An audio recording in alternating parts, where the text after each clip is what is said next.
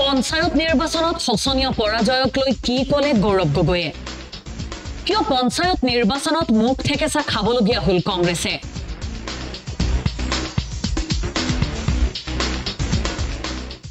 সাংসদ গৌৰৱ গগৈক কি প্ৰত্যুত্তৰ দিলে মুখ্যমন্ত্ৰী হিমন্ত বিশ্ব শৰ্মাই অগপ বিজেপি মিত্ৰজোঁটৰ আগ্ৰাসন ৰোধ কৰাত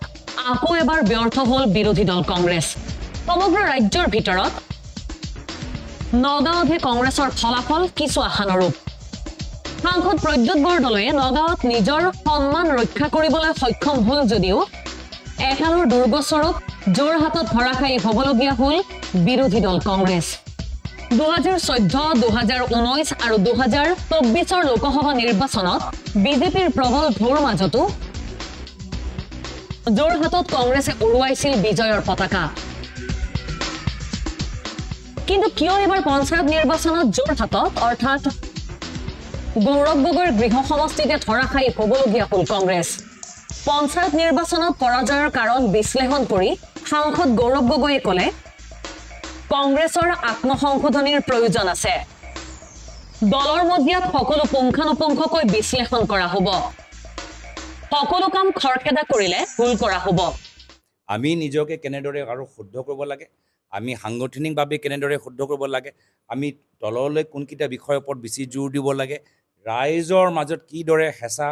প্ৰয়োগ কৰা গ'ল আঁচনিৰ আজি কেনেদৰে তাৰ ৰাজনীতিকৰণ কৰা গ'ল প্ৰশাসনৰ কেনেদৰে ৰাজনীতিকৰণ কৰা গ'ল গোটেই আমি ভালদৰে এটা সমীক্ষা আমি কৰি আছোঁ মানে বেছি জলদিকৈ কৰিবলৈ বিচাৰিলে বেছি খৰকৈ কৰিবলৈ বিচাৰিলে এতিয়া ক'ৰবাত আমাৰ আকৌ এটা আমি ভুল ধৰিব পাৰোঁ পঞ্চায়ত নিৰ্বাচন সন্দৰ্ভত এনেদৰে বহু মন্তব্য কৰি গৌৰৱ গগৈয়ে লগতে ক'লে পঞ্চায়ত নিৰ্বাচনত ৰাইজে গাঁৱৰ প্ৰতিনিধি নিৰ্বাচিত কৰিবলৈ ভোট দিছে ইফালে সাংসদ গৌৰৱ গগৈক প্ৰত্যাহ্বান জনাই মুখ্যমন্ত্ৰী হিমন্ত বিশ্ব শৰ্মাই ক'লে গৌৰৱ গগৈ পাকিস্তানী মানুহ গৌৰৱ গগৈয়ে প্ৰচাৰ চলালে বিজেপিৰ লাভহে হয় গৌৰৱ গগৈটো পাকিস্তানৰ মানুহ হয় গতিকে তেওঁৰ প্ৰচাৰ চলালেতো কংগ্ৰেছৰ লছহে হ'ব সাংসদ গৌৰৱ গগৈক কটাক্ষ কৰি মুখ্যমন্ত্ৰীয়ে লগতে ক'লে বিহুৰ সময়ত চান্দা দিয়াৰ ভয়ত সমষ্টিলৈ নাযায় গৌৰৱ গগৈ প্ৰথম যিজন সাংসদে বহাগ বিহুৰ সময়ত নিজৰ সমষ্টিত নাযায়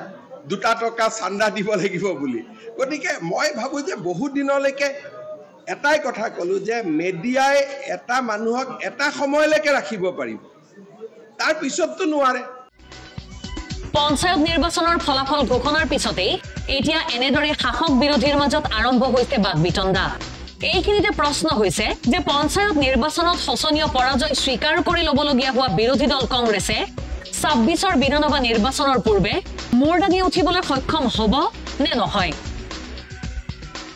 নিউজ ডেস্ক ৰিপৰ্ট প্ৰথম খবৰ